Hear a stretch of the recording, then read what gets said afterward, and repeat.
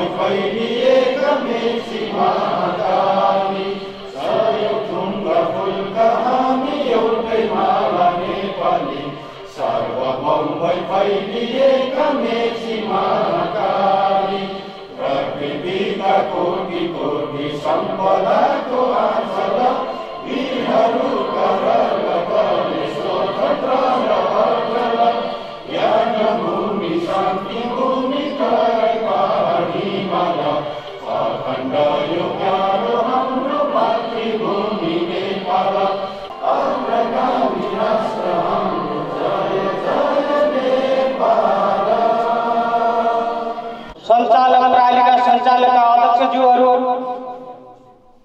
र यसै गरी इलाका परेड कार्यालयका लम्कीका इन्चार्जज्यू, इलाका परेड कार्यालय चिसापानीका इन्चार्जज्यू र व्यासमा आसीन अन्य अतिथिज्यूहरू, पत्रकारज्यूहरू र यो कार्यक्रमलाई र अब यो हामी कर्णाली बस व्यवसाय समितिबाट आज यो प्रालिको प्रथम शान सभामा आफ्नो गरिमामय उपस्थिति हुँदै आउनुभएका आदरणीय व्यवसायी मित्रहरूमा यो प्रथम शान सभाको तर्फबाट र मेरो व्यक्तिगत तर्फबाट स्वीकार न्यानो अभिवादन। आज देशमा हामी सिन्डिकेटको एउटा तपाईको सरकारसँग सिन्डिकेट भनेर तपाईको हाम्रो अहिलेसम्म पनि हाम्रा सम्पत्तिहरू अस्तव्यस्त भएको स्थिति छ।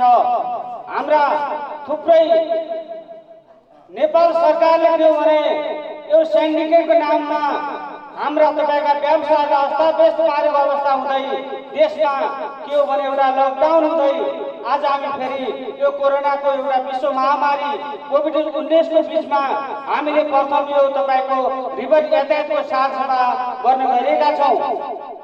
थुप्रै समस्याहरू छ। आज के हो भने एउटा सोशल डिस्टेन्स कायम गर्नुपर्ने, हामीले के छ भने यो बडा अचम्मको कुराहरू छ। हाम्रा साथीहरू पनि नचिन्ने टाइपको मास्क बाँधेर आएका छौं। हामीले के छ भने धेरै असहज परिस्थितिबाट पनि हामीले यो कर्णाली रिभर यातायातको प्रथम शान सभा चाहिँ एउटा गर्नुपर्छ भनेर हामीले ठोस निर्णय गर्यौं। त्यो निर्णय हुँदै जाँदाखेरि के हो भने अब यो हामीले कर्णाली रिभर बस व्यवसाय समितिका आफ्ना तपाईको उसको उद्देश्यहरू, उसको तपाईको कार्ययोजनालाई थाहा राखेर हामीले के भने एउटा प्रालिकोबाट बस सञ्चालन गर्नुपर्ने अवस्था आयो। त्यो बस सञ्चालन गर्ने अवस्था आउँदै गर्दाखेरि आज हामी के छ भने यो प्रथम शान सभामा हामी लामो कर्णाली बस व्यवसाय समितिको र हाम्रो साथीहरूको लामो इतिहास छ, लामो सहयोग छ। एकदम तपाईको के हो भने कर्णाली बस व्यवसाय समिति भने एउटा विशुद्ध तपाईको के छ भने एउटा हामीले अगाडि बढ्नुपर्छ। कुनै पनि संस्थाहरू भनेको फाइदाहरू तपाईको त्यसमा धेरै किसिमका समस्याहरू, धेरै किसिमका कुराहरू आउँछन्। हामीले देखेका छौं सुदूरपश्चिम प्रदेश अन्तर्गतमा पनि के हो भने धेरै अध्यक्षहरू तपाईको धेरै संस्थामा हुनुहुन्छ। तर के छ भने धेरै अब सबैलाई हामी आउँदिन नगरौं, केही साथीहरू एउटा पदको लोभमा अध्यक्ष बन्दै जाँदाखेरि पनि के हो भने आज उहाँहरूले एउटा व्यवसायलाई असहज परिस्थितिमा लिने र तपाईको व्यवसायलाई असहज तपाईको बाटोमा धकेल्ने तपाईको प्रकृतिको सुदूरपश्चिममा धेरै त्यो देखियो। तर के छ भने कर्णाली बस व्यवसाय समिति र अहिले हामी प्राइलीमा आउने गर्दा के छ भने हामी विशुद्ध तपाईको कुनै पनि एउटा यसको एउटा व्यवसायले सरल सहज किसिमले बस व्यवसाय साथीहरूलाई एउटा राहत हुने गरेर कुनै पनि के हो भने हामीले त्यसमा गलत तरिकाले कसैले पनि हाम्रो कार्य समितिले र लामो समयसम्मको तपाईको अध्यक्ष तपाईको ध्रुवराज साईको तपाईको अध्यक्षतासम्म पनि अहिलेसम्म पनि हामीले 10औं वर्ष तपाईको टिमको भएर हामीले काम गरेका थियौं। तर पनि हामीले कहिले पनि डिबेट गरेनौं, राम्रोको लागि हामीले सहयोग गर्यौं। अध्यक्षजी तपाईँ अगाडि बढ्नुहोस् र हामी साथ दिन्छौँ भनेर के हो भने हामीले कहिले पनि खुराफाट ढङ्गले सोचेनौं। आज तपाईको यदि खुराफाट ढङ्गले सोचेको भए मलाई लाग्छ आज यो संस्थाको हैसियत आउन थिएन। अहिले के आज के हो भने हामीसँग समथिङ 99 जनाको हाराहारीमा तपाईको सञ्चालक साथीहरू आउनु भएको छ। त्यसमा पनि के छ भने प्राइभेट कुराहरू छुटेको छ। प्राइभेट कुरा के हो भने त्यसमा पनि हामीले हाम्रो संख्या 200 समथिङ को हाम्रो बस सञ्चालक बसहरू छ। त्यसमा के हो भने त्यो साधारण सभामा जसको भोटिङ राइटको सङ्ख्यामा अलिकति त्यो कानुनी अपुगताको कारणले गर्दाखेरि केही प्राइभेटीकरण भएको छ। त्यसकारण के छ भने हाम्रा सम्पूर्ण व्यवसाय साथीहरूले पनि यो कुरालाई मनन गरिदिनु होला भन्ने मैले आग्रह गर्दछु। पक्कै पनि के हो भने हामीले कहिले पनि बेमानी सोच्ने छैनौँ। बेमानी सोच्नेका मान्छेहरू आज यहाँ अध्यक्ष हुन्छ, अर्को अध्यक्ष हुन्छ, व्यवसायलाई तपाईँको असल तरिकाले लिन्छ, उसलाई के छ भने आफैलाई पनि के छ भने राम्रो हुँदैन। किन राम्रोको लागि सोच्नुपर्छ। त्यसकारण के छ भने मलाई लाग्छ हाम्रो महासङ्घको तपाईको यस कार्यका प्रमुखज्यू पनि हुनुहुन्छ। तर के छ भने खोइ हाम्रो तपाईको अहिलेसम्म सेन्टिग्रेडको नाममा हाम्रा सम्पत्तिहरूको कोही त सुरक्षा भएको, कोही त रक्षा भएको। हामी के छ भने एउटा तपाईको अलपत्र परेर आज तपाईको हाम्रा बिल्डिङहरू, हाम्रा भौतिक संस्थाहरू पनि हामीले प्राइभेट ल्याउन नसकेको असहज परिस्थितिको बीचमा हामीले आज तपाईको प्राइभेट सञ्चालन गर्नु परिरहेको छ। त्यो कुराहरू त यस कार्यका प्रमुखज्यूले कुराहरू गर्नुहोला। तर कुरा के छ भने यो देशमा अस्तव्यस्त तपाईको सरकारको कुराहरू अहिले पनि देशमा ठुलो भुइँचालो गएको यो तपाईको यो त्यो भावनामा के हो भने हामी व्यवसायहरू मर्कामा छौँ। हामी व्यवसाय सञ्चालन गर्ने मान्छेहरू, करोडौँ रुपियाँ इन्भेस्ट गर्ने मान्छेहरू। मलाई के लाग्छ भने एउटा गाडीमा इन्भेस्ट गर्ने भनेको त 50 लाखभन्दा माथिको छ, करोडौँको तपाईको लगानीहरू छ। त्यो लगानीको रिटर्न हामीले केही पनि पाएका छैनौँ। खोइ तपाईको लकडाउनमा आज तपाईको वर्ष एक वर्षसम्म तपाईको देश लकडाउनमा आर्थिक ठुलो तपाईको क्राइसिसमा परेको छ। खोइ त त्यसमा हाम्रो तपाईको हामीले त्यसमा राहत पाएको कुराहरू आज दिन प्रतिदिन तपाईको व्यवसाय जालेर त बैंकहरूले तपाईको गाडीहरू निलाम लिँदैछ। त्यसको बारेमा के छ भने मलाई लाग्छ हाम्रो महासङ्घले के कति तपाईको कल गर्यो हामीले यसैमा तपाईको सुन्न पाए हुन्थ्यो भन्ने लाग्छ मलाई। होइन भने के छ भने व्यवसाय हामी जहिले पनि मर्कामा परिरहने, नेपाल सरकारले हामीलाई ठुलो ट्याक्स तिर्ने मान्छेहरू हामी फेरि पनि अन्नामा पर्ने हो भने के हो भने भोलि यसको आउने परिणाम भोलिका दिनहरूमा हामी व्यवसाय गर्न सक्दैनौँ। हामीले रोडमा हामीले बैंकलाई गाडी दिनुपर्ने अवस्था आउन सक्छ। त्यसो भएको हुनाले के हो भने अब हामीले आज हाम्रो तपाईँको एउटा चुनावी साधारण सभा हो। यसले गर्दाखेरि अब हामीले नयाँ नेतृत्व र के हो भने अबको यो प्रायलाई कसरी सहजीकरणमा लान सकिन्छ, कसरी यसलाई तपाईँको हिजोको कर्णाली बस यातायात प्राय बस व्यवसाय समिति जस्तै यो कर्णाली रिभर साइड यातायात प्रायलाई हामीले सुदूरपश्चिममा कसरी यसलाई स्थानीय संस्थाको रूपमा हामीले अगाडि बढाउन सक्छौँ, यसलाई कसरी के हो भने हाम्रा व्यवसायहरूलाई कसरी बाँच्ने, कसरी तपाईँको एउटा इन्कम र त्यो व्यवसाय गरिसकेपछि त्यसले 50 लाख इन्भेस्ट गरिसकेपछि कमसेकम पनि त्यसको रिटर्न गर्न के सकिन्छ भनेर के छ भने हामीले मन्थन गर्दै र लामो समयसम्म तपाईँको हाम्रो ध्रुवराज साईको अध्यक्षको तपाईँको हामीले उहाँले ठुलो चाहिँ लगानी त्याग तपस्या र 2-4वटा जीवहरूबाट मलाई लाग्छ हामीसँग त्यतिखेर शेर्पा गाडीहरूबाट सुरु गरेको संस्था हो। आज हामीसँग सुदूरपश्चिममा सुविधा सम्पन्न एसी बसहरू, तपाईँको डिलक्स एसी बसहरू, तपाईँको सस्पेन्सन एसी गाडीहरू र तपाईँको जो गाडीको मूल्य 1 करोडसम्म पर्न जान्छ त्यो गाडीमा पनि के छ भने हामीले स्वच्छ प्रतिस्पर्धा गरेर सुदूरपश्चिममा एउटा हामीले संस्था स्थापना गरेका छौँ। त्यसको लागि के छ भने यो पात्र र जो तपाईँको अब यो आजको तपाईँको यो हाम्रो प्रथम यो प्रालीको अध्यक्षसम्म आज आउनुभएका र एकचोटि उहाँलाई ध्रुवराज साईले पनि मलाई लाग्छ आज हाम्रो चुनावी साधारण सभा हो, उहाँले अहिलेसम्म काम गर्नुभएको छ। मलाई लाग्छ यो चुनावी सभाले नेतृत्व चेन्ज पनि हुन सक्छ। त्यसमा के हो भने त्यसकारण अब मलाई लाग्छ हाम्रो उहाँले दिलवारसाथी लगानी गरेको ठुलो त्याग तपस्या र उहाँको योगदानलाई के छ भने एकचोटि हामीले गडगडाट पार्टीले साथ गरिदिनु पनि म साथीलाई अनुरोध गर्दछु। हामीले यो उद्घाटन सत्र समापन भइसकेपछि हाम्रो बन्द सत्र हुनेछ। बन्द सत्रमा हामीले के छ भने नयाँ एउटा तपाईँको चुनावी कार्यदिशातिर हामी अगाडि बढ्नेछौँ र हाम्रा आफ्ना आन्तरिक तपाईँको मनमा लागेका कुराहरू व्यवसाय जीवनले पनि प्रष्ट रूपले खुल्ला रूपले राख्न सक्नुहुनेछ। त्यसकारण के छ भने मैले धेरै बोल्नुभन्दा पनि हाम्रो यस कार्यक्रमका प्रमुख अतिथिज्यूको कुरा सुन्नु पाए अझैलाई हामी सबै आभारी हुने थियौँ। त्यसकारण के छ भने बाँकी कुराहरू यो तपाईँको हामी एउटा साधारण बन्द सत्रमा अगाडि बढाउने एउटा तपाईँको आशा र भरोसा गर्दै र यो कार्यक्रम यो तपाईँको उद्घाटन समारोहको तपाईँको एउटा कार्यकालको सफलताको कामना गर्दै म मेरो आफ्नो दुई शब्द अन्त गर्छु। हवस् त, धन्यवाद। धन्यवाद उपाध्यक्ष जगतबहादुर साईज्यू। हाम्रो प्रमुख अतिथिज्यूलाई आजै काठमाडौँ जानुपर्ने भएकाले पनि हामी समय अभाव सुन्दर सुदूरपश्चिम यातायात प्रणालीका अध्यक्ष श्री पदमराज सापकोटाज्यूलाई हार्दिक अनुरोध गर्दछु।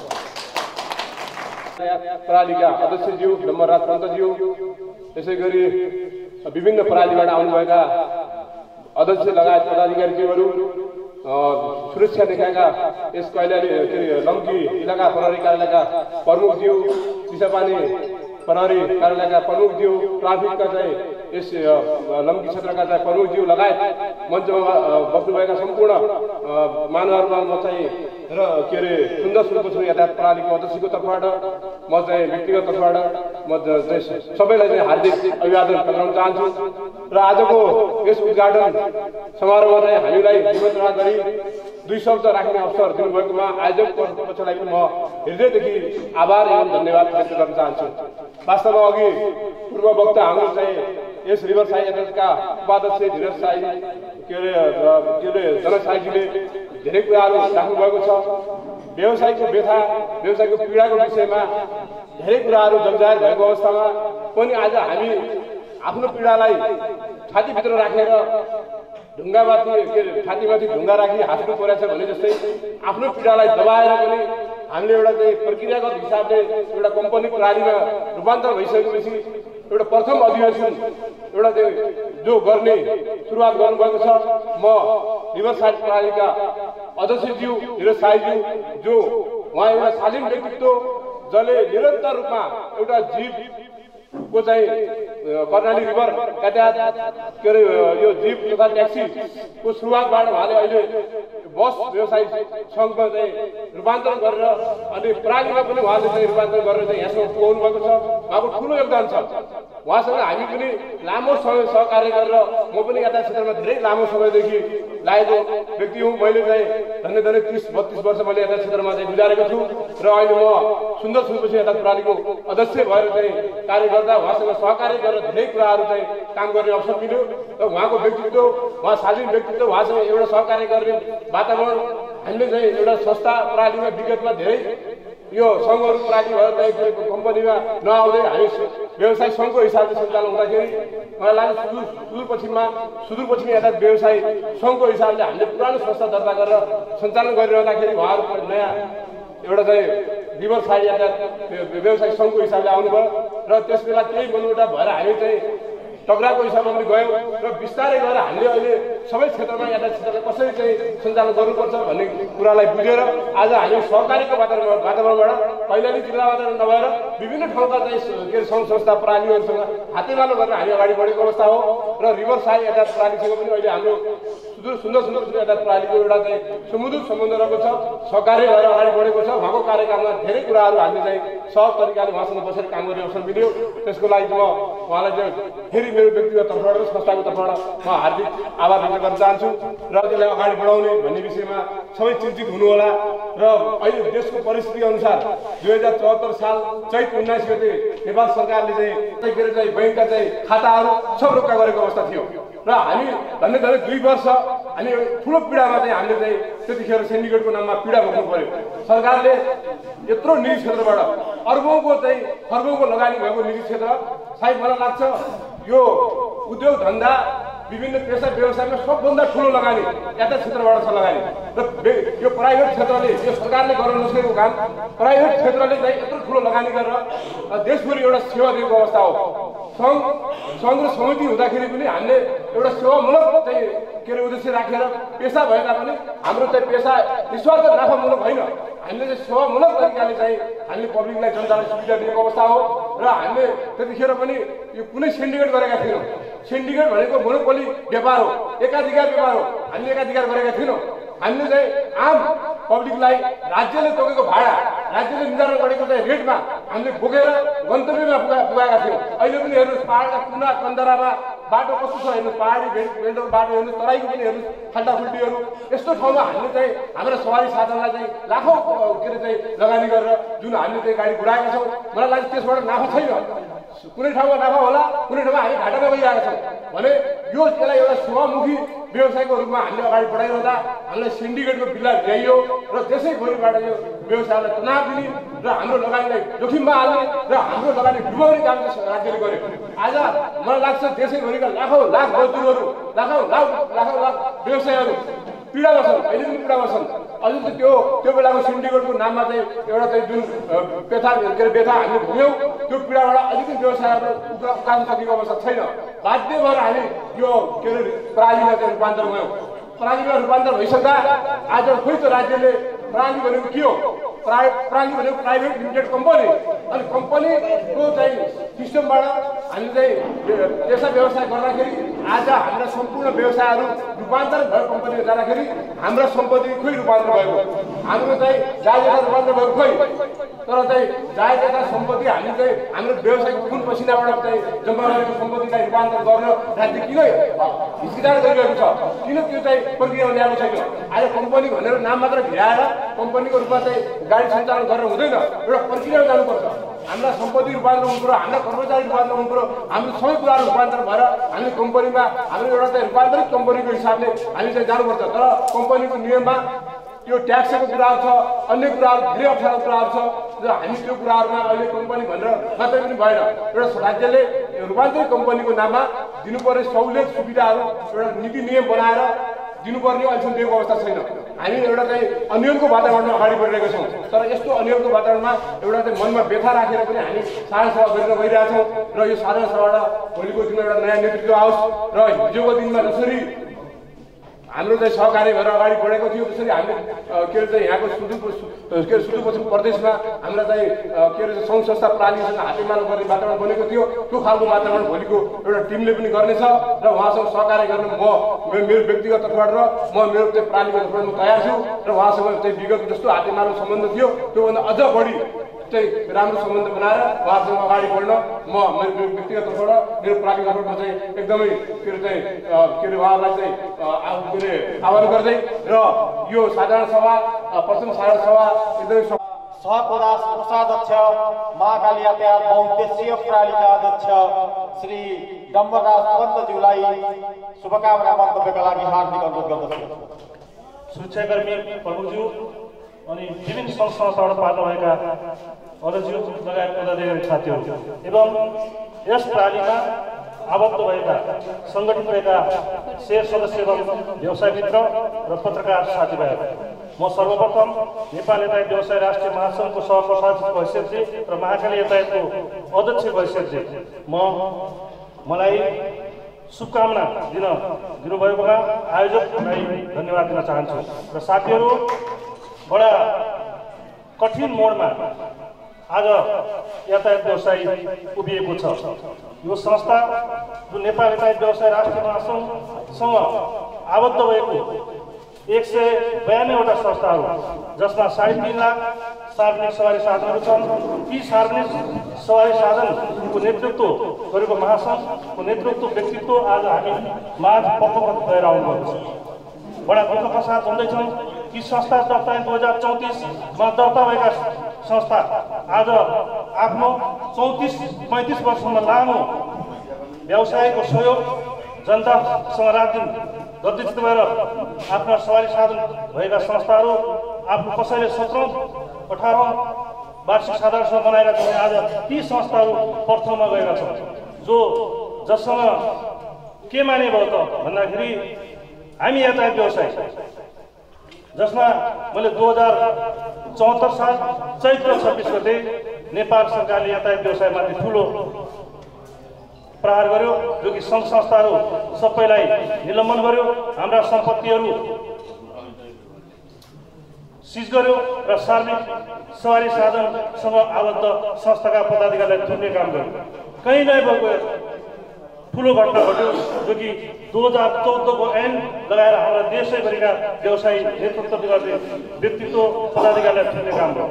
अनेक किसिमका आरोपका मुद्दाहरू लगाइयो। त्यो असहज परिस्थितिलाई पनि यातायात व्यवसायहरूको सहयोगबाट आज एउटा धरातलसम्म यातायात व्यवसाय राष्ट्रिय महासङ्घले पहल गरी अवतरण गर्ने काम गरेको छ। के माने भन्दैछु भने सम्पत्तिको कुरो उठाएको छ। लाल पूजा नै हो यो। सम्पत्ति भनेको लाल पूजा हो। कसैको सम्पत्ति कसैको शक्तिले खाँदैन। मैले उदाहरण दिएँ, त्यो दम्भ जो 2 तिहाईको सरकार कि हामी पहिले मन्त्रीज्यूलाई भेट्न जाँदा पनि यही यातायात व्यवसायको मागले गर्दा उहाँ भेट्न जाँदैन। एउटा प्रालीको व्यक्ति जान्छ भेट्न पाउने, यातायात व्यवसायको मान्छे जान्छ भने भेट्नै नपाउने। त्यही सरकार आज यातायात व्यवसाय राष्ट्रिय महासङ्घका पदाधिकारीलाई खोजी लिइरहेछ कि हामीले के गर्नुपर्छ भनेर। त्यो देन यातायात व्यवसाय राष्ट्रिय महासङ्घकै हो। तपाईँहरूको सङ्गठनको सबै सङ्गठनहरू एकबद्ध भयो। आज कमसेकम त्यो शक्ति तपाईँ हामी माझ पुनः आउँछ भन्ने म विश्वास दिलाउन चाहन्छु र महासङ्घको वरिष्ठ उपाध्यक्ष त्यसलाई त्यो विषयमा भएका सरकारसँग भएका वार्ता कुराहरू प्रस्तावन जानुहुन्छ। अरू मैले धेरै कुरा नराख्नु, त्यहाँ 1-2 विषयहरू भन्नै पर्ने भएको छ। हामी व्यवसायी असङ्गठित जहाँ देख्यौँ प्रालीहरू त्यहाँ पुगेका छन्। सुदूरपश्चिमकै हकमा म भन्दैछु कि सुदूरपश्चिममा कि हाम्रा सेवाहरू देशका सबै कुना कन्दरामा छन्। भारतका विभिन्न सहरहरूमा हाम्रा सेवाहरू छन्, तर हाम्रा क्षेत्रमा हामी असङ्गठित भयौँ कि हामी असङ्गठित देख्ने बित्तिकै केही प्रालीहरू बाहिरी प्रालीहरूले यहाँ आएर आफ्नो शक्ति प्रभुत्व कायम गर्यो। हामी कमजोर भयौँ। यसको प्रतिवर्ष हामी कमजोर हुँदै गयो। हाम्रो करोडौँको लगानी डुब्ने परिस्थितिमा भयो। त्यसैले मैले विनम्र अनुरोध गरेँ, आज शेयर सदस्यलाई अनुरोध पनि गरेँ कि तपाईँहरूको यो 57मा दर्ता भएको संस्था 57 सालमा पञ्जीकरण भएको संस्था आज प्रथमको रूपमा साधारण सभा मनाउँदैछ। त्यो 57 सालदेखि आज 77 सम्म हाम्रो अध्यक्षले गरेका योगदानलाई तपाईँहरूले कदर गर्नुहुनेछ। उहाँले गरेको सङ्घ संस्थासँग भएको सम्बन्ध कि म महाकाल यातायातको तत्कालीन सचिव थिएँ, यो संस्थाको अध्यक्षमा आउँदाखेरि कि भएको उहाँसँग हातेमालो हामीले गरेका सहयोग र 2 संस्थामा भएको मधुर सम्बन्ध आजका दिनमा पनि यथावत छ। कि म यति मात्र भन्दैन, महाकाली क्षेत्रमा भएका शुभ क्षेत्रमा भएका यातायात व्यवसाय 1 नौन्जेलसम्म हाम्रो भविष्य पनि छैन। चाहे त्यो काउन्टर व्यवस्थापनका कुरा हुन्, टिकट व्यवस्थापनका कुरा हुन्, अरू कर्मचारी व्यवस्थापनका कुरा हुन्, यहाँ आजभोलि केही होडबाजी पनि देखिएको छ। राजनीतिक दलले हामीहरूलाई लडाउने अनि फाइदा आफूले खाने। चाहे ती नगरपालिकाका मेयर साहबहरू किन्न हुन्, बस पार्कको व्यवस्थापनका कुराहरू किन्न हुन्, अनि काउन्टर व्यवस्थापनका कुराहरू किन्न हुन्, ती सबै कुराहरू जोडिएका छन्। त्यसैले मैले विनम्र अनुरोध गरेँ कि सबै साथीहरूले अब फुटेर होइन, फुट्ने बेला आएको छ। हाम्रो सम्पत्ति हामीसँग लिनका लागि पनि जुन्ने आवश्यक छ। धेरै कुराहरू छन्। अरू मैले 1-2 कुरा थप भन्नैपर्छ कि यहाँ प्रशासनको व्यक्तित्व हुनुहुन्छ। आज देश सङ्घीयता छ भनेको छ, तर हाम्रा रोड पर्मिट लिनका लागि काठमाडौँ आउनु परेको छ। लामो दूरीका सवारी साधन काठमाडौँ पुर्याउनु पर्ने भएको छ। यी सबै समस्याहरू छन्। डिजीलाई भन्दाखेरि यो सङ्घीय सरकारको अधिकार क्षेत्र होइन, तपाईँको प्रदेश सरकार भन्छ। प्रदेश सरकारलाई भन्दाखेरि सङ्घीय सरकार भन्छ। अब यो कुराहरू सुनाउने पर्ने मलाई यो कोभिडको प्रक्रियादेखि हाम्रा ब्याज दरका कुराका लागि, हाम्रा रुट पर्मिटका लागि हाम्रा सबै सङ्घ संस्था साथीहरू लाग्यौँ। प्रदेशका मन्त्रीहरूसँग धेरै कुरा लाग्यौँ। दिनदिनै गयो, तर धेरै हदमा केही सम्भव केही पहल गर्न सक्यौँ, तर अरू यथास्थितिमा छ। त्यसका लागि फेरि पनि महासङ्घले पहल गर्नका लागि म हाम्रो प्रमुख अध्यक्षलाई अनुरोध पनि गरेँ र हामीले यो केन्द्रीय मिटिङहरूमा पनि पटक कुराहरू उठाएका छौँ। लाग्छ कि अहिले पुनर्कर्ता पुनर्तालिका कुराहरू उठेका छन्, ती व्यवसायलाई केही राहत दिने कुराहरू पनि उठेका छन्। त्यसलाई थप राहतका लागि आज मैले केन्द्रीय सहप्रशासक हैसियत भन्नुभन्दा सुदूरपश्चिमको एउटा व्यवसायको हैसियतले, महाकाली यातायातको अध्यक्षको हैसियतले मैले आजका प्रमुखलाई विनम्र अनुरोध गरेँ। यसलाई थप बुझ्नका लागि देशैभरिका यातायात व्यवसाय महासङ्घको पक्षमा छ। राज्यसँग व्यवसाय नीतिका लागि लड्नका लागि यातायात व्यवसायहरू सबै कटिबद्ध छौँ र अरू थप अब यातायातका अन्य सुधारका सवालमा यहाँ मजदुरको समस्याहरू आज बिग्राल भइरहेछ। आज लाइसेन्स कोभिडका कारणले ट्रायलै नै भएको अवस्था छ। सार्वजनिक सवारी साधन भित्रिएको भित्रै नै छ। यो नियन्त्रण गर्न सकिने नसकिने, जति सवारी साधन राज्यमा भित्रिन्छ त्योभन्दा 2/3 बढी चालक अनुमति पत्र र परिस्थिति पत्रको व्यवस्था हुनुपर्छ। त्यो राज्यको दायित्वको विषय। ती सबै कुराको लागि महासङ्घ अगाडि बढ्नुपर्छ र सबै सङ्गठित संस्थाहरूले पहल पनि गर्नुपर्छ। नेपाल यातायात व्यवसाय राष्ट्रिय महासङ्घका सह-कोषाध्यक्ष एवं महाकाली यातायात बहुउद्देश्यीय प्रणालीका अध्यक्ष आदरणीय डम्बरराज पन्तज्यू आफ्नो सार्वजनिक मन्तव्यका लागि पक्कै पनि उपस्थित महानुभावहरू यातायात क्षेत्रले धेरै ठुलो समस्यासँग जुझ्दै आजका दिनसम्म हामी आइपुगेका छौँ। अहिले यहाँ महासङ्घको वरिष्ठ उपाध्यक्ष आदरणीय व्यक्तित्व अतिथिका रूपमा हामी हाजर हुनुभएको छ। आजै मैले एउटा खबर पाएको थिएँ, काठमाडौँ लोकसेवा बहुउद्देश्यीय प्रणालीका विषयमा केही कुराहरू मलाई काठमाडौँबाट आज खबर आएको थियो र बस पार्कमा एउटै काउन्टरमा 3-4 5वटा यातायात प्रणालीहरूलाई गाभेर टिकट काट्ने व्यवस्थाहरू भएका छन्। न्यूनतम 4 क्यू 5 क्यू सेवा सञ्चालन भएका यातायात प्रणालीहरूलाई एउटा काउन्टरको झ्याल आवश्यक रहन्छ। 10-10वटा 20-20वटा क्यूका बसहरूलाई एउटै काउन्टरको झ्यालबाट 4-5वटा प्रणालीका कर्मचारीहरूले बुकिङ गर्दा अस्तव्यस्त अवस्था त्यो रहेको छ। यतापट्टि पनि महासङ्घको ध्यान जाओस् भन्ने अनुरोध गर्दै पक्कै पनि हामी अब अन्तिम चरणमा छौँ। यस पश्चात हाम्रो कार्यक्रमका प्रमुख अतिथिज्यूको मन्तव्य पश्चात हाम्रो अध्यक्षज्यूले आजको साधारण सभा समापन गरिसके पश्चात हामी खानाको लागि हामीले 1 घण्टाको समय छुट्याएका छौँ।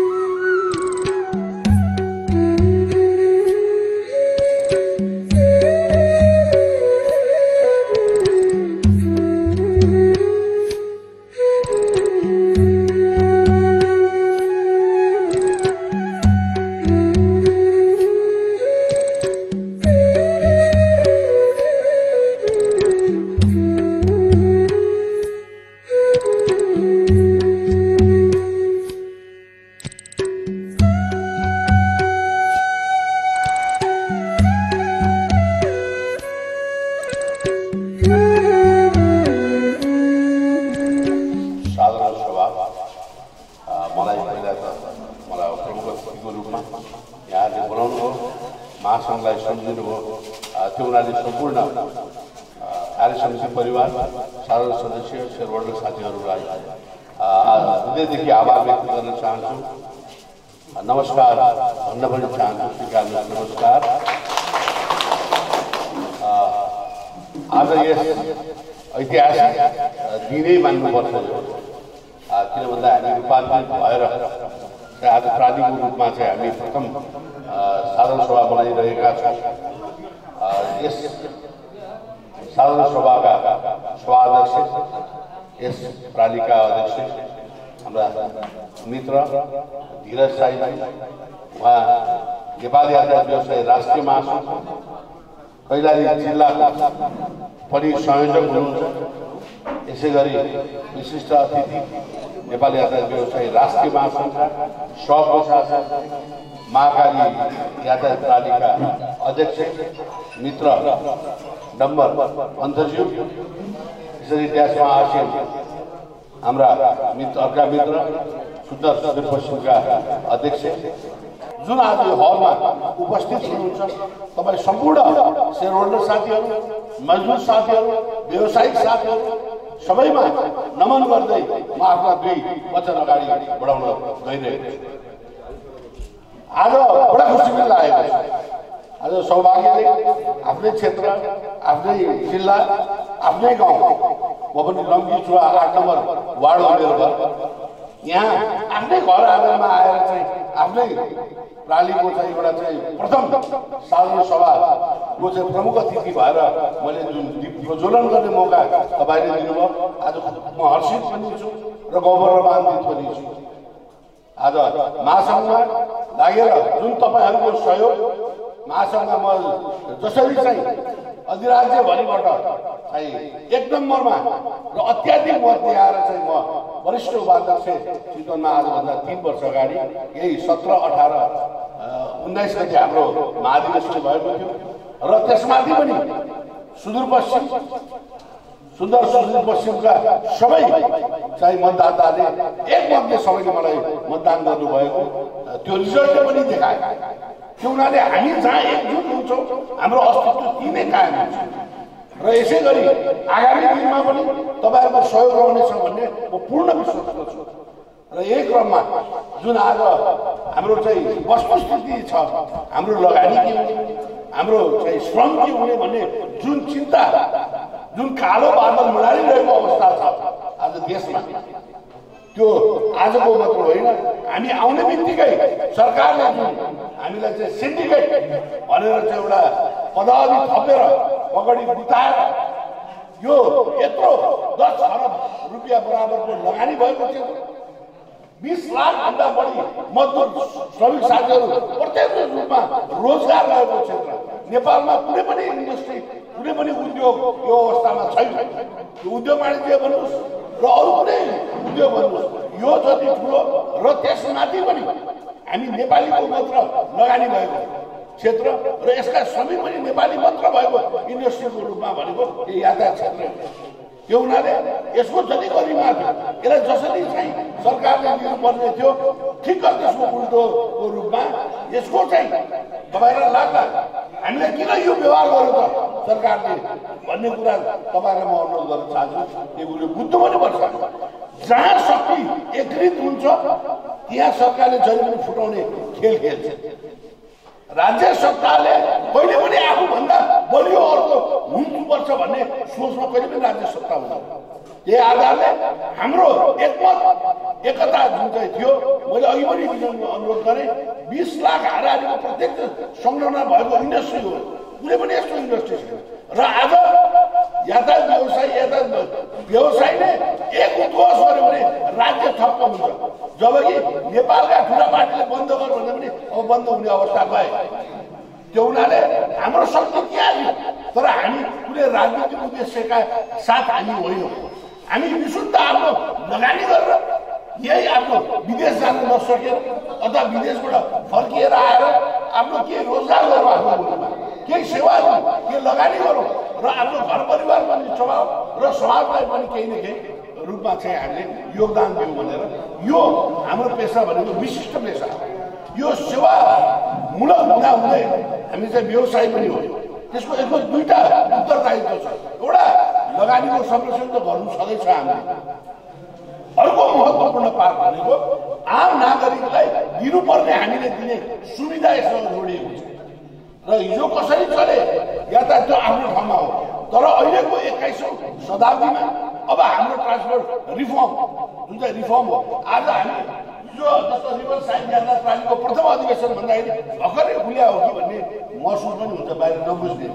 तर हामीले सरकारसँग त्यो बेला भएको सहमतिमा रूपान्तरण भन्ने एउटा शब्दावली छ। मैले अनुरोध गरेँ कार्य समितिलाई त्यो रूपान्तरण भन्ने शब्द चाहिँ कहिले पनि चाहिँ नछुटाउनु होला। त्यसले हाम्रो इतिहास जोडिएको छ। त्यो इतिहास जोडेको शब्दलाई यसलाई नछुटाइदिनु हुन म अनुरोध पनि गर्न चाहन्छु।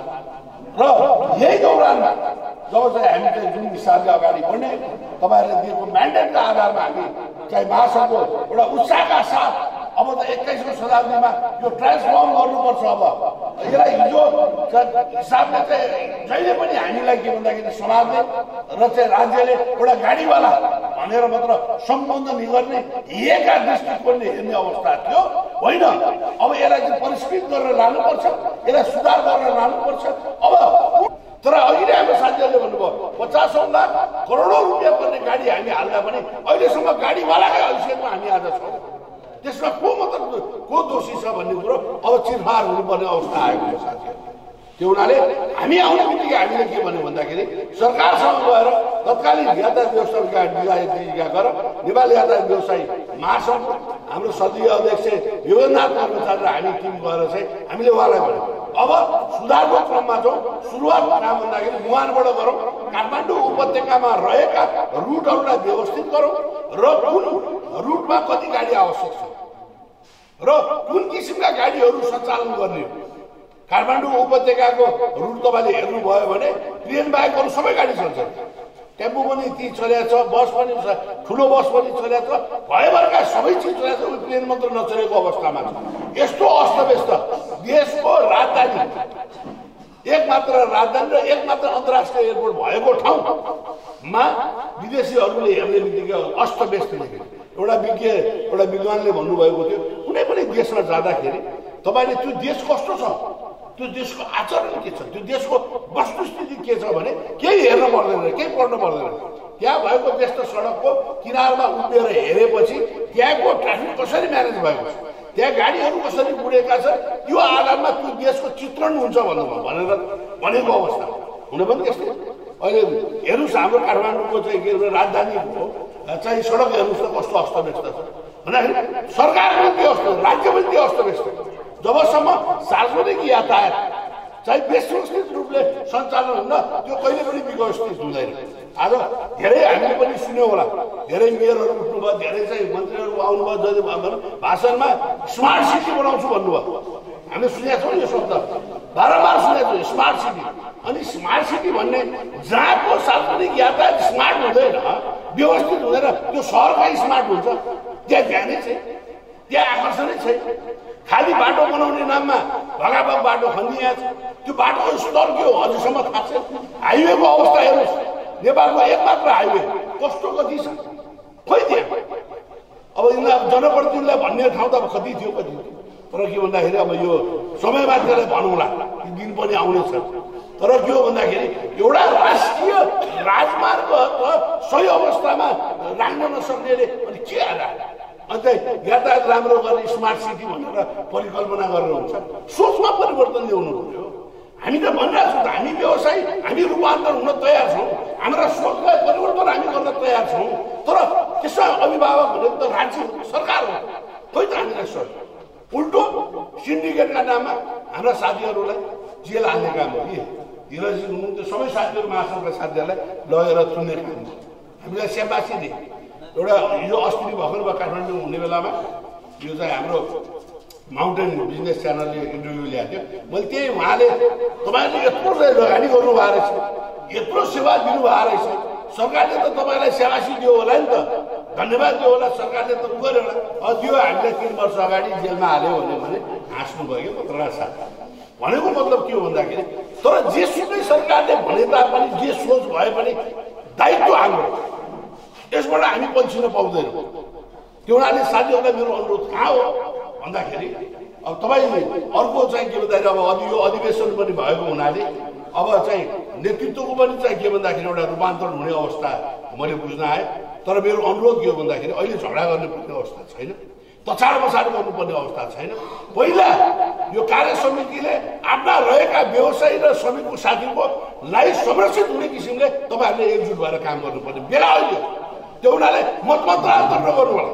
पहिला यसलाई इस्टाब्लिस गर्नको लागि सबै एकमत भएर निर्विरोध रूपमा तपाईँहरू एक ठाउँमा आउनुभयो भने अनि यत्रो व्यवसायी साथीहरूको संरक्षण हुन्छ।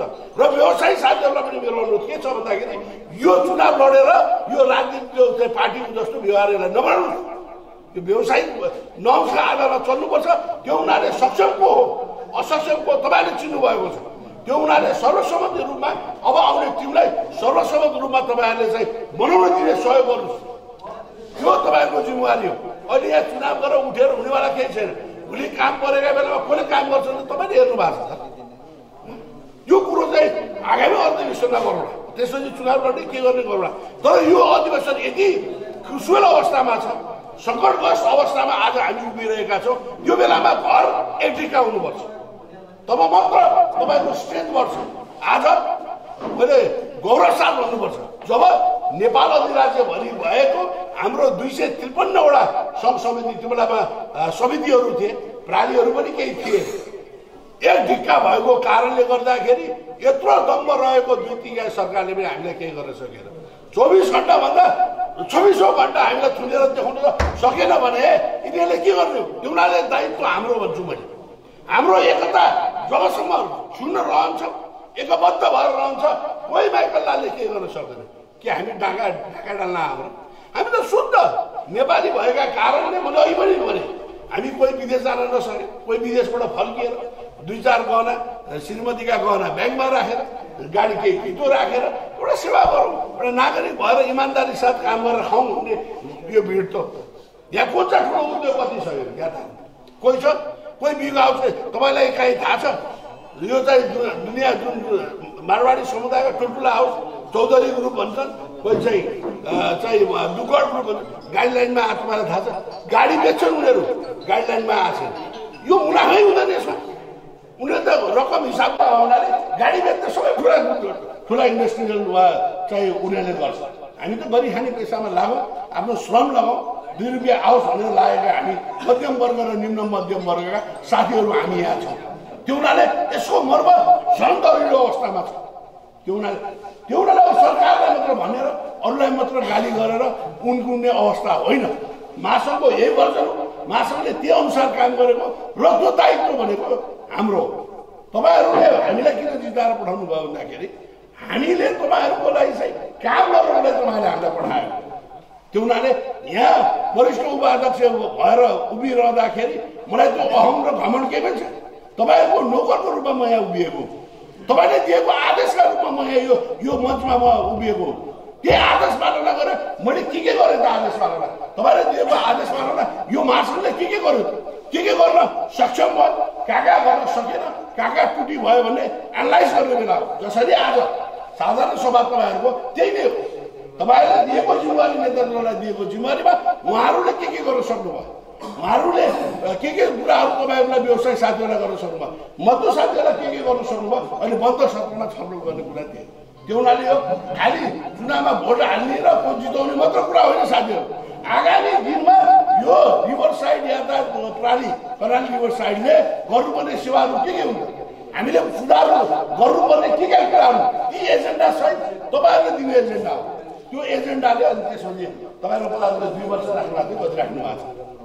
त्यो पदावधिभित्र उहाँहरूले कम्प्लिसन दिन उहाँहरूलाई त्यो म्यान्डेट दिने हो। तपाईँ यो होइन चुनाव गरेर जितेर चाहिँ अध्यक्ष भएर चाहिँ ठुलो मान्छे भन्ने होइन, काम गर्ने हो। यहाँ तपाईँहरूले काम गर्नको लागि नियुक्ति गर्ने हो। यो अधिवेशन भनेको त्यो अर्को त्यो राजनीतिक दल त्यहाँ दिएर भोट हालेर चाहिँ त्यो मन्त्री झन्डा हल्लाउने हुन पनि त्यसलाई पनि केही जिम्मेवारी दियो। हामीले आम नेपाली नागरिकलाई त्यही उनीहरूले दुखियाइ दिएको। आज देश कुन परिस्थितिमा लगेर आज सम्पूर्ण देश चाहिँ भड्कालोमा हाल्ने काम भयो। यही हो हामीले निजी क्षेत्रले खोज्यौँ। आज निजी क्षेत्रको बारेमा सोच्दैमा चाहिँ भएन। यही हो हामी निजी क्षेत्रले खोजेको। यही परिस्थिति रह्यो भने साथीहरू मैले आज यही उद्घोष गरिदिन्छु, सम्पूर्ण रूपले निजी क्षेत्र सडकमा आउनुपर्छ। यी सम्पूर्ण राजनीतिक दलका लागि खोइ त हाम्रा बारेमा सोच्यो, हामी एउटा पीडामा लाग्यो, हाम्रो बारेमा सोच्यो, कसैले सोच्यो हाम्रो बारेमा? त्यो उनीहरूले आफ्ना लगानी बचाउनको लागि, आफ्नो श्रमिकको चाहिँ घर जोगाउनको लागि हामी एक ढिक्का भएर निजी क्षेत्र अब सडकमा आउनुपर्ने दिन आउन सक्छ। त्यसको लागि तयारी हुनुपर्छ। त्यसको रिडिङ महासङ्घले गर्छ, हिजो पनि गरेको। हिजो जसरी सिन्डिकेट लगायो भनेर हाम्रो सम्पत्तिलाई तहस नहस गर्ने अवस्था लिएर आएको थियो, त्यहाँबाट आजसम्म हामीले जोगाएर यहाँसम्म पहिलो साधारण सभा गर्न सक्नेसम्म ल्यायौँ साथी। केही तपाईँहरूले दिएको म्यान्डेटले ल्यायो, त्यही महासङ्घले ल्यायो, व्यक्तिगत निवेशकहरूले ल्यायो होइन। त्यो हुनाले त्यस दौरानमा भएका कुराहरू अब लगभग खाताहरू सबै चाहिँ सुचारू आयो। यो त हामीलाई त एउटा चाहिँ हामी अपराधीका रूपमा हामी खडा थियौँ, त्यो हुनाले त जेलमा लग्यो। तर हुँदै हुँदै काम गर्दै सरकारलाई बुझाउँदैन, किनभने हामी त प्रति के अरे हामी चाहिँ विपक्षी दल त होइन, हामी त नीति क्षेत्र हो, काम गरेर खाने वर्ग हौँ हामीलाई त सहज गर्दैन। यो नीति क्षेत्रमा यातायात बाहेक सरकार चाहिँ समुन्नत हुन सक्छ साथी हो? कसरी हुन सक्छ? बिना यातायात कुनै यातायात भनेको विश्वको जुनै पनि देशको मूल आधार हो। जति पनि चाहिँ आधारको चाहिँ मूल आधार भनेको यातायात नै हो। यातायात बिना के हुन्न?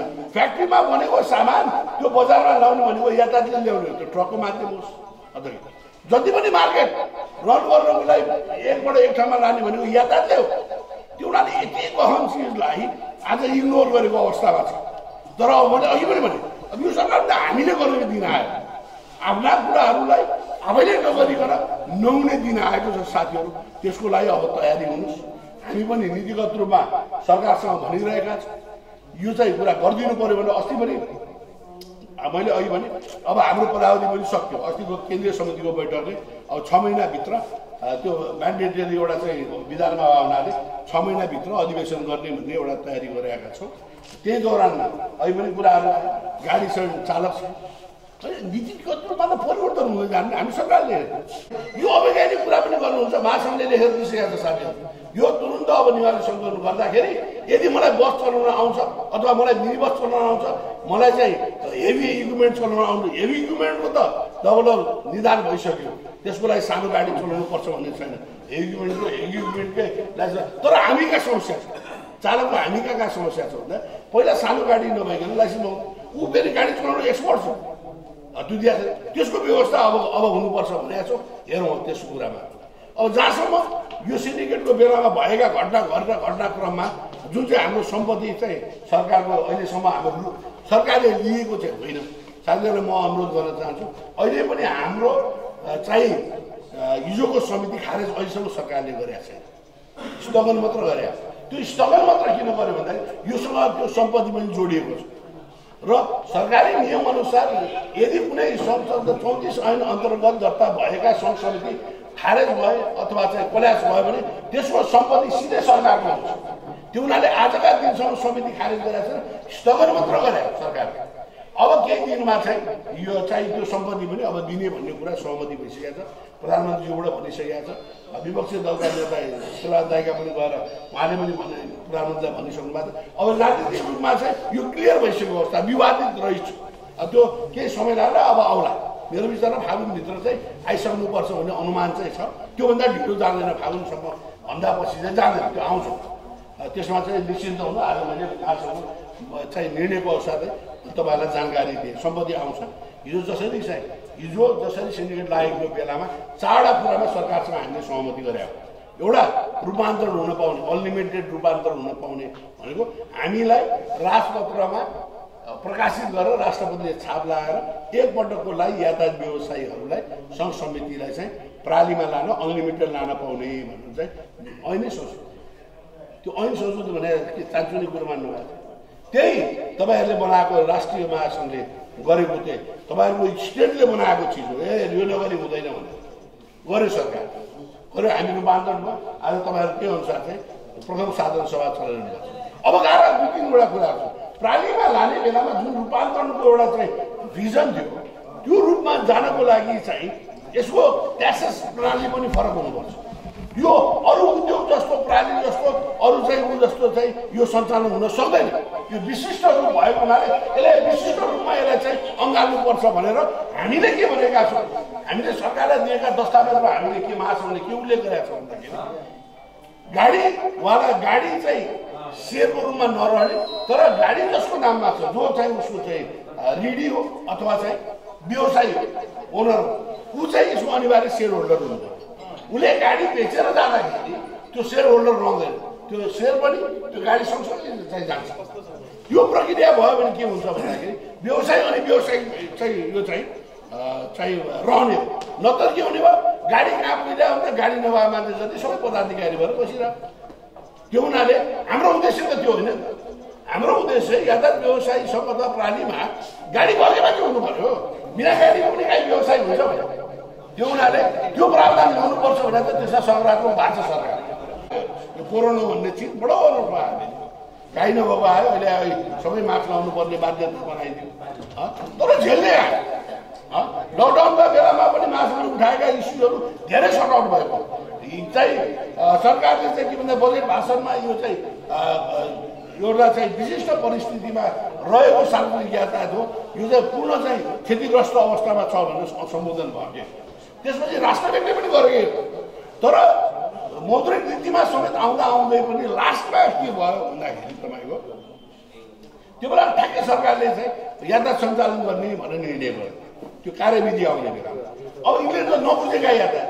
अनि उनीहरूको बुझाइ के भयो भन्दाखेरि चाहिँ यो अब सञ्चालन भइहाल्यो कमाइहाल्छ यसलाई त्यो चाहिँ अति जोखिममा राख्नु पर्दैन भन्ने सोच आयो होइन सोच आयो के भन्दाखेरि यो मध्यम प्रभावित भनेर राखेको फेरि लबिङ गर्नु पर्यो अर्थ मन्त्रालयदेखि लिएर सचिवदेखि अब काम अझै 6-7 महिना यो अझै पनि चाहिँ यसले कमाउन सक्दैन जबसम्म प्यासेन्जर चाहिँ नागरिक चाहिँ सहज रूपमा चाहिँ हिँडुल गर्न सक्ने अवस्था रहँदैन तबसम्म चाहिँ यो पेसा हुँदै हुँदैन त्यो हुनाले चाहिँ यसलाई गर्नुपर्छ ठिकै छ त्यसपछि फेरि मध्यममा रहे तापनि त्यसले चाहिँ अधिकतम चाहिँ सबै सुविधा पाउने भन्ने निर्णय भयो हाम्रा लोनहरू अब साथीहरूको के भएको छ अहिले धेरै सबै ठाउँमा लोन चाहिँ त्यसलाई चाहिँ रूपान्तरण गरेको अवस्था छ त्यसलाई चाहिँ पुनर्तालिका बनाएको अवस्था छ ब्याज लिएर त्यसपछि त्यसलाई पुनर्तालिका गरेको सबै ठाउँमा छ यदि तपाईँको पनि मेरो जना भइसकेको हुनुपर्छ यदि भएको छैन भने हाम्रो जो ब्याङ्क हो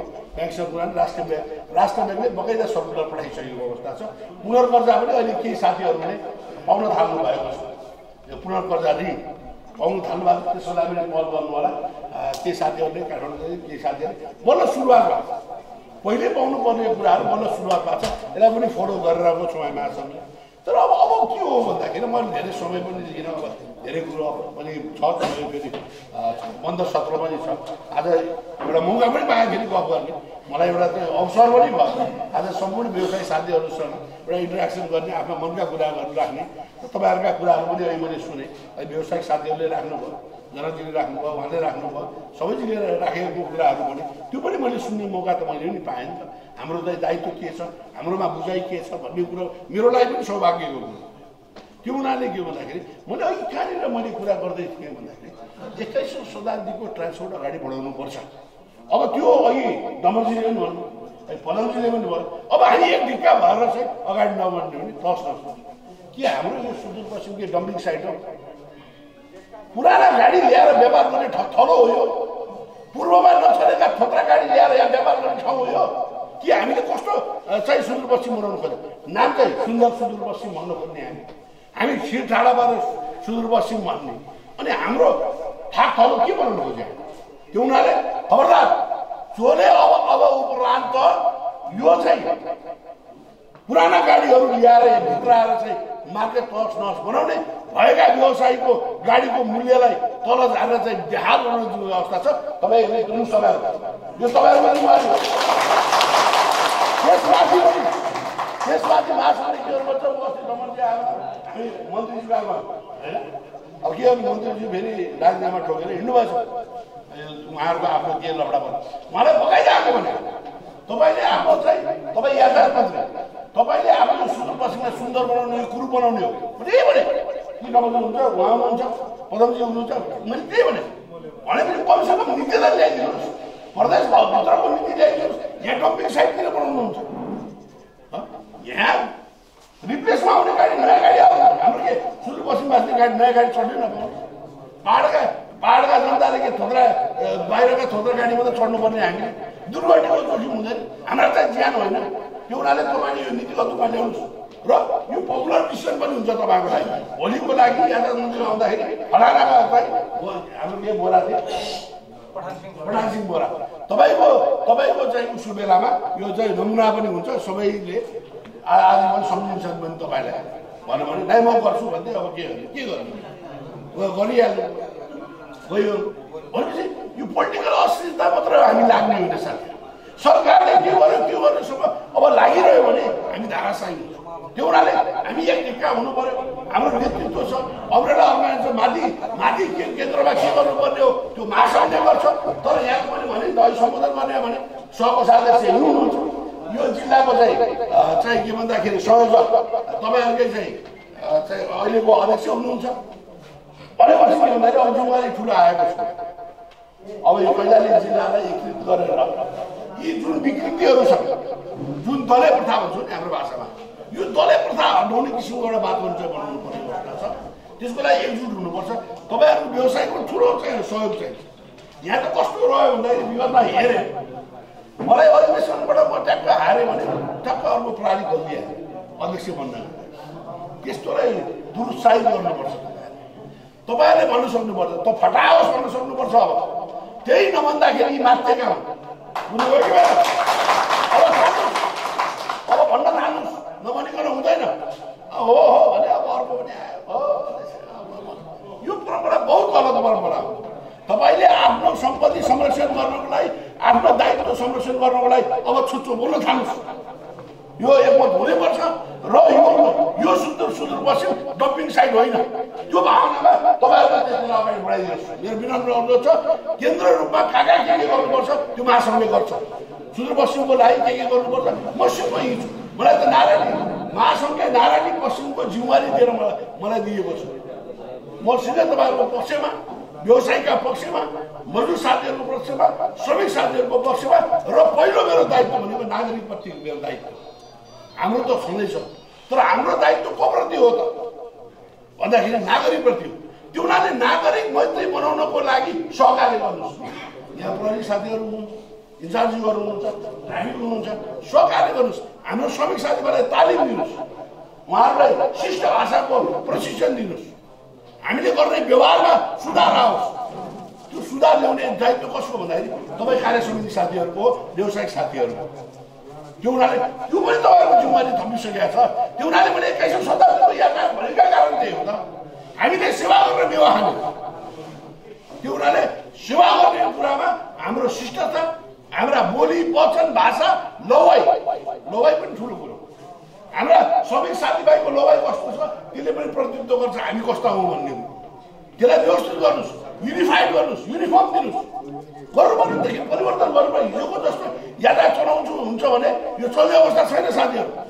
आफ्नो श्रमिक साथीहरूलाई चाहिँ युनिफर्म दिनुहोस्।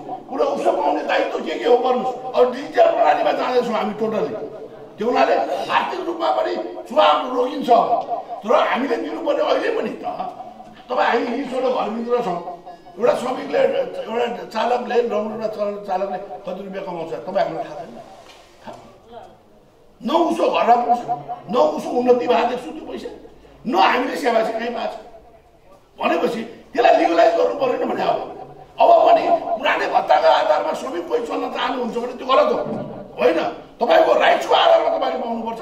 तपाईँको तलब तोकिनुपर्छ। भत्तालाई भत्ताका रूपमा चाहिँ व्याख्या गरेर अब के हुनु पर्यो भने ब्याङ्किङ प्रणालीमा तपाईँ जानुपर्ने हुन्छ।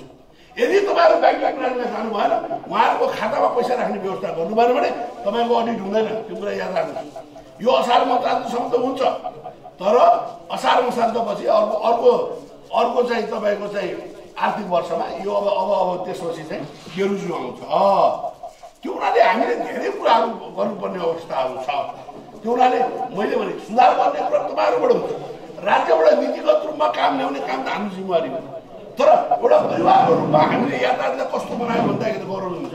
मैले अघि भने हामी यही महासङ्घको अध्यक्ष म लगायत पदाधिकारी साथीलाई थुनेको यही सरकार हो।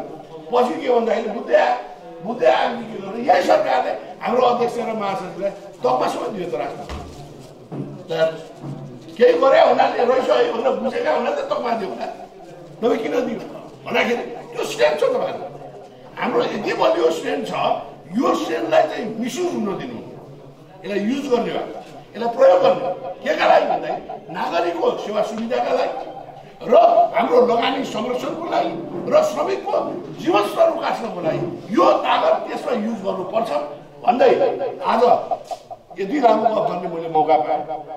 सम्पूर्ण व्यावसायिक साथीहरू, शेयरहोल्डर साथीहरू र श्रमिक साथीहरूमा आभार व्यक्त गर्दै मेरो आजको कुराले यही बिट मार्न उपस्थित महानुभावहरू हामी अन्तिम क्षणमा छौँ र यस पश्चात हामी खाना पश्चात हामी बन्द सत्रबाट पुनः सभा सुरु गर्नेछौँ।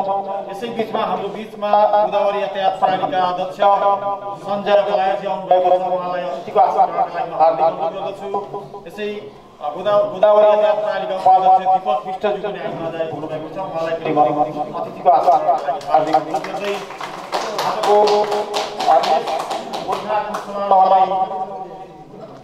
समापन गरिदिनु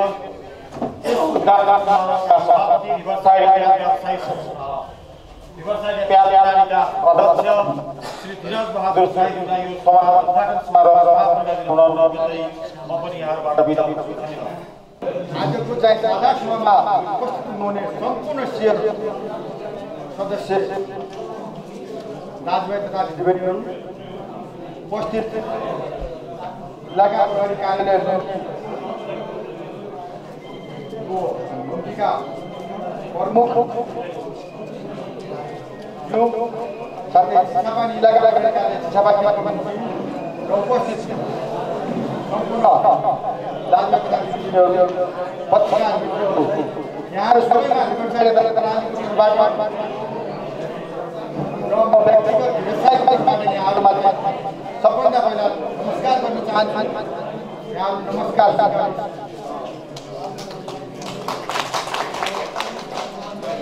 आज म एकदमै हर्षित र दुखी पनि छु। हर्षित यस कारण 2057 सालमा स्थापना गरेको हाम्रो कर्णाली रिभरसाइड ट्याक्सी विनियोजन प्रबन्धन समिति भनेर हामीले दर्ता गरेका थियौँ र आज प्रणालीको चाहिँ साधारण सभा गर्न पाउँदा साथै खुसी छु। तर आज हाम्रो यो कर्णाली रिभरसाइडको 5औं सालमा लाग्छ, 5औं साधारण सभा हुन्थ्यो होला। यो सरकारले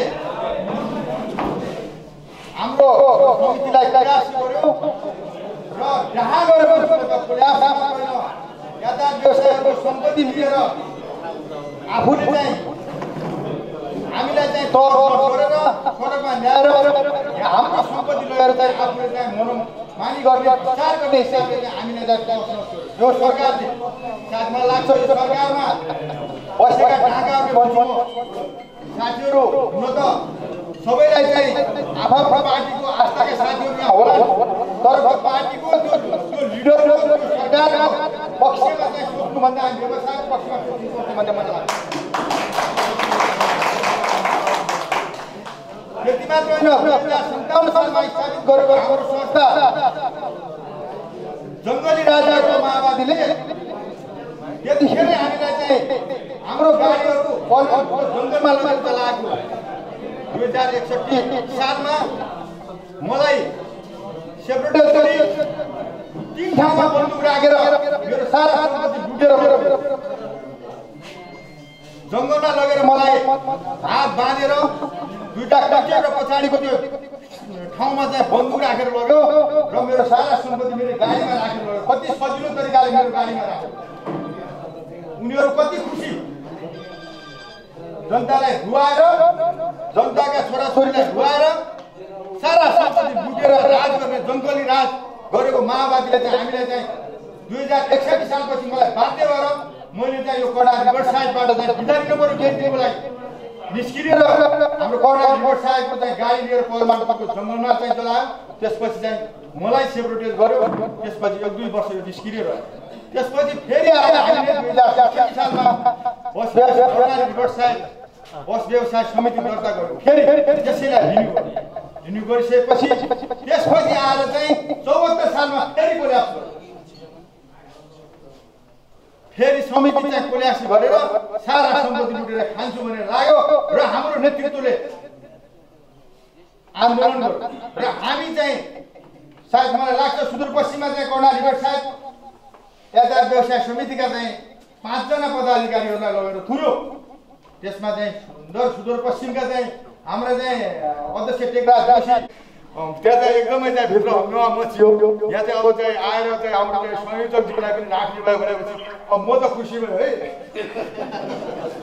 म किन खुसी भयो भन्दा मलाई भित्र राख्यो भनेर खुसी भएको होइन।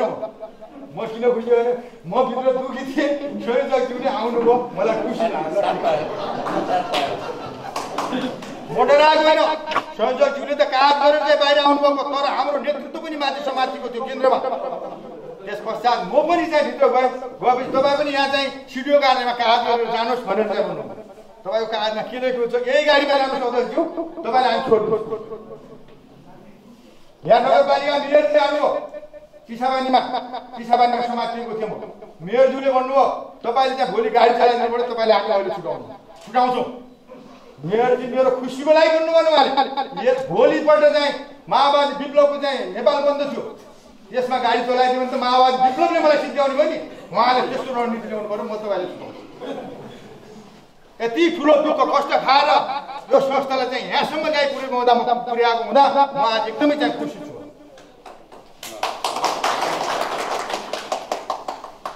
अनि त्यसपछि चाहिँ मलाई चाहिँ 5 दिनसम्म राख्यो, मैले कागज गर्दिनँ, मेरो नेतृत्व पनि भित्र छ, म पनि भित्रै रहन्छु बरु। तर त्यहाँनिर हामी चुकेका हौँ।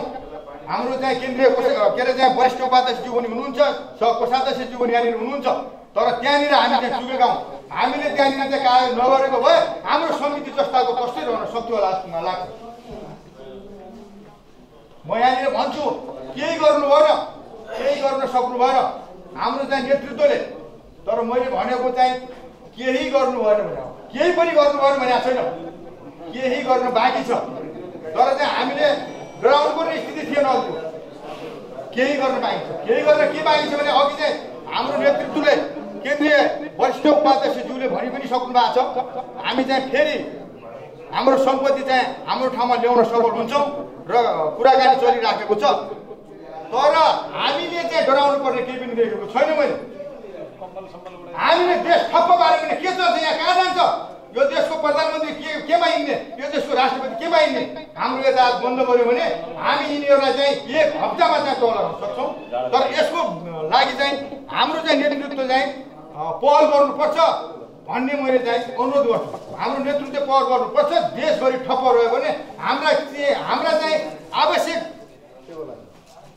कुराहरू चाहिँ पुरा गर्न चाहिँ सरकार चाहिँ एकदमै चाहिँ घुँडा टेकेर चाहिँ आउँछ। यो चाहिँ वरिष्ठ उपाध्यक्षज्यू आजको तर्फमा अतिथि यहाँ हुँदा मैले सुनाएँ, दुःख नमान्नु होला, दुःख मान्नु होइन। मैले केही पनि गर्नु भएको छैन भनेको चाहिँ छैन, केही गर्नु बाँकी छ। यो पनि अब गर्नुपर्छ, लाग्नु पर्यो। आन्दोलन घोषणा गर्नुहोस्, हामी तयार छौँ। तर आन्दोलन घोषणा गरे पनि अलिअलि त मान्नेवाला छैन यो सरकारले। अब हेर्नुहोस्, हिजो जङ्गलबाट चाहिँ सारा चाहिँ जनतालाई दुःख दिने माओवादीले आज त्यही प्रचण्ड गरेर चाहिँ मान्छे सरकारमा पुग्दाखेरि पनि त्यही गरिरहेको छु। फेरि आज पनि देशलाई तहसल गरेर चाहिँ आफूले भागभण्ड पाएन भनेर फेरि कोही साथीलाई दुःख होला है, फेरि दुःख नमान्नु होला। मैले व्यवसायको लागि भनेको छु। कोही चाहिँ प्रचण्डका चाहिँ पार्टीमा लागे, अरू चाहिँ प्रचण्डको मात्रै चाहिँ खालि प्रचण्डले गरेकै त्यही छ। हिजो जङ्गलमा बसेर 17,000 मान्छे मार्यो, आज चाहिँ फेरि अब कति हजार मान्छे मार्यो, कति लाख मार्यो थाहा छैन। आज चाहिँ आफूले भागभण्ड पाएन भनेर आफ्नै सरकार ढाल्न खोज्दा चाहिँ अर्कोले फेरि चाहिँ टुवाकबाट संसद बहुमतको सरकार। यिनीहरूलाई यति नै भनौँ, यिनीहरूलाई यहाँभन्दा बढी नभनौँ। त्यो आउँदा चाहिँ आज चाहिँ मैले चाहिँ हाम्रा व्यवसाय साथीहरूलाई मात्र भन्न खोजेको, हाम्रो इतिहास 20 वर्षको आज 5औं साधारण सभा हुन्थ्यो, प्रथम साधारण सभा भनेर चाहिँ आज दुःख लाग्ने कुराहरू थियो। त्यस कारणले आज हाम्रो यो प्रथमै भए पनि आज पहिलो साधारण सभा चाहिँ हामीले गर्दैछौँ सुदूरपश्चिममा कर्णाली रिभर साइडले।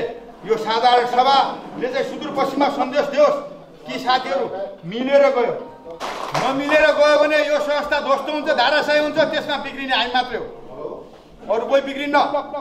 एकजना साथीको नाम लिउँ भनेपछि नलिउँ, उहाँलाई चाहिँ साह्रै दुःख लाग्ला। एक ठाउँबाट चाहिँ लड्नुभयो, अर्को ठाउँमा आउनुभयो, अर्को ठाउँबाट चाहिँ पाउनु भएन, अर्को ठाउँ जानुभयो, अर्को ठाउँबाट आउनुभयो, अर्को ठाउँ जानुभयो, फेरि अर्को ठाउँबाट लात मारेर चाहिँ कहाँ यो कुरा तपाईँहरूले चाहिँ आफैले बुझ्नुपर्ने कुरा हो। त्यो भए आउँदाखेरि चाहिँ हामीले चाहिँ मिलेर जाने हो। र म यहाँहरूलाई के भन्छु भने मेरो आफ्नो व्यक्तिगत कुरामा आजसम्म मैले संस्थालाई चाहिँ यहाँसम्म ल्याइ पुर्याएँ। सायद मलाई लाग्छ यो यहाँ पुरै ल्याउनमा सफलै छु जस्तो लाग्छ। केही कामहरू चाहिँ अब जानी नजानी चाहिँ नसक्यौँ होला। त्यसको लागि म आज चाहिँ यो आजकै दिनमा आफ्नो चाहिँ अध्यक्षको पद चाहिँ यहीँ छोडेर आऊ बाहिर बस्न चाहन्छु म। र आवश्यक पऱ्यो भने साथीहरूले भन्यो भने जुनसुकै बेला रात दिन केही नभनेर म यहाँहरूको माझमा उपस्थित हुनेछु। सबैले मिलिजुलेर चाहिँ जाने सहमति सहकार्यका साथ चाहिँ आजको चाहिँ साधारण सभालाई चाहिँ यहाँहरू सफल पारिदिनु होला भन्ने अनुरोध गर्दछु। सबैले कसैले त्याग पनि गर्नुपर्छ। हामी एकदमै चाहिँ अप्ठ्यारो परिस्थितिमा छौँ, सङ्कटमा छौँ। यो अवस्थामा चाहिँ हामी लड्यौँ भने लडेपछि संस्था चाहिँ फुट्छ। त्यो संस्था फुट्यो भने भोलि बिहान हामी व्यवसायलाई चाहिँ अप्ठ्यारो हुन्छ। यहाँहरूलाई यही कुरा सुनाउँछु म। र यो कुरा सुनाउँदै अब धेरै चाहिँ टाइम नलिउँ। आज चाहिँ यो आफ्ना चाहिँ अन्य कामहरू पनि छोडेर चाहिँ यहाँ यो साधारण सभामा चाहिँ उपस्थित भई साधारण सभालाई चाहिँ सफल पार्नु भन्ने हेतुले आउनुभएका सम्पूर्ण सेयर होल्डर साथीहरू र हाम्रा चाहिँ के अरे चाहिँ निमन्त्रणा गरेर चाहिँ बोलायौँ। उहाँहरूले पनि आफ्ना अरू कार्यहरू छोडेर यहाँ उपस्थित भई हाम्रो चाहिँ साधारण सभालाई चाहिँ सफल पार्दिन। हाम्रा पाहुनाहरू पनि आउनुभएकोमा उहाँहरूलाई पनि धेरै धेरै धन्यवाद दिई आफ्ना मेरा दुई शब्द यही टुङ्ग्याउँदै आजको चाहिँ उद्घाटन कार्यक्रम समापन पर्वको घोषणा गर्दै म बिदा हुन्छु। जय